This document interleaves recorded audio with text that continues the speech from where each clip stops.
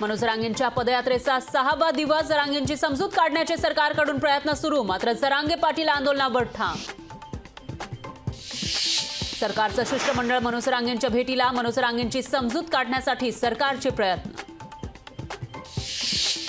एक्सप्रेसवेनं मुंबईला जाण्यासाठी आंदोलक आग्रही. आंदोलकांना जुन्या हायवेनं जाण्याची पोलिसांची सूचना. मात्र आंदोलक एक्सप्रेसवेच्या मागणीवर ठाम. पहिली पास कर्मचाऱ्याला दिलं मराठा सर्वेक्षणाचं काम. व्हिडिओमधील व्यक्तीला मोबाईल वापरता येत नसल्याचं उघड. मराठा समाजाकडून तीव्र संताप. मुंबईत 15 दिवस जमावबंदीचे आदेश. 23 जानेवारीपासून 6 फेब्रुवारीपर्यंत जमावबंदी लागू. प्रजासत्ताक दिनाच्या पार्श्वभूमीवर पोलिसांचा कडेकोट बंदोबस्त. राष्ट्रवादी आमदार अपात्रते प्रकरणी आज पुन्हा सुनावणी. अजित पवार गटाकडून अनिल पाटील, सुनील तटकरेंची आज होणार उलट साक्ष. लोकसभेच्या जागा वाटपाबाबत मुंबईमध्ये आज मवियाची बैठक. संजय राऊतांची माहिती. तर लोकसभेच्या 48 पैकी 30 जागांचं वाटप पूर्ण. 18 जागांवर चर्चेची शक्यता. विरोधकांना ईडीची नोटीस देण्याचं भाजपचं काम सुरू. संदीप राऊतांना दिलेल्या नोटीसीचं कारण हास्यास्पद. संजय राऊतांचा भाजपवर हल्लाबोल.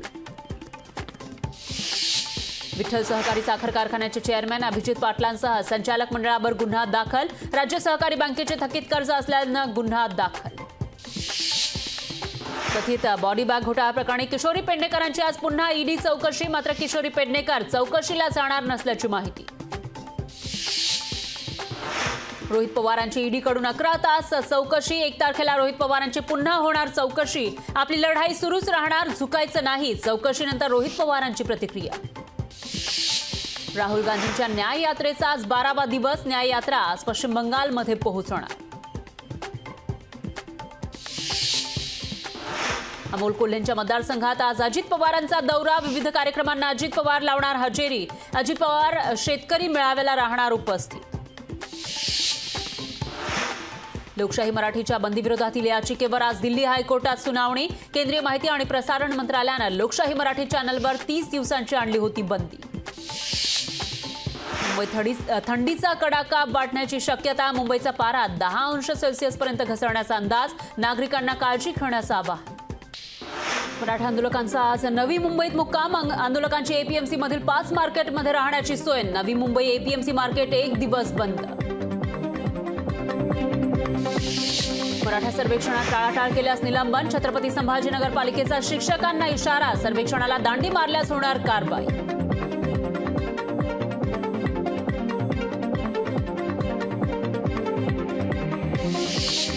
मराठा सर्वेक्षणात दुसऱ्या दिवशीही गोंधळ. तांत्रिक अडचणींमुळे सर्वेक्षणाचं काम ठप्प. यामुळे कर्मचाऱ्यांसह नागरिकांना त्रास.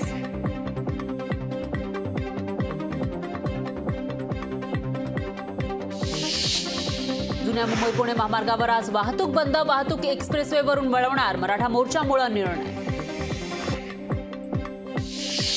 ठाकरे गटाचे प्रमुख उद्धव ठाकरे 4 आणि 5 फेब्रुवारीला कोकण दौऱ्यावर. सिंधुदुर्गपासून उद्धव ठाकरे संवाद यात्रेला करणार सुरुवात. नमो नव मतदाता संमेलनाद्वारे पंतप्रधान मोदी आज नवमतदारांसोबत साधणार संवाद. फ्रान्सचे राष्ट्राध्यक्ष इमॅन्युएल मॅक्रॉन आजपासून भारत दौऱ्यावर. जयपूर इथं इमॅन्युएल मॅक्रॉन आणि पंतप्रधान मोदी करणार रोड शो. अयोध्येत राम मंदिराला भाविकांकडून एका दिवसांचं 3 कोटी 17 लाख रुपयांची देणगी. राम जन्मभूमी तीर्थक्षेत्र ट्रस्टची माहिती. संजय गांधी राष्ट्रीय उद्यानामध्ये मिनी ट्रेन पुन्हा सुरू होणार. 43 कोटींच्या अंदाजपत्रकाला राज्य सरकारची मान्यता.